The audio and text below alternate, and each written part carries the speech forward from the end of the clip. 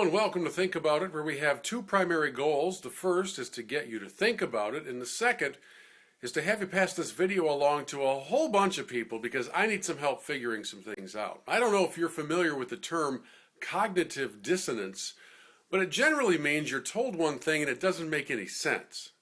That's what's been happening in spades the last several days from both sides of the aisle. First, we had the Republicans claiming mighty victory in having extorted $39 billion in budget cuts from those evil Democrats.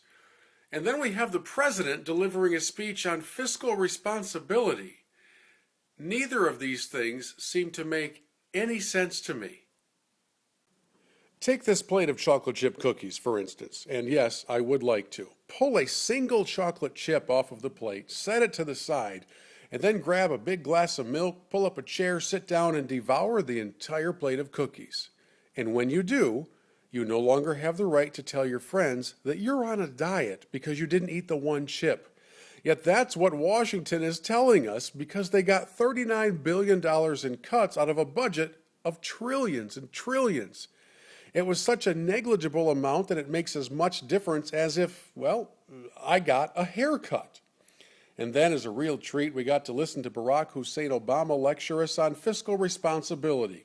Good to see Charlie Sheen has a gig writing speeches, because there's no way somebody with this debt chart can lecture us about the dangers of debt.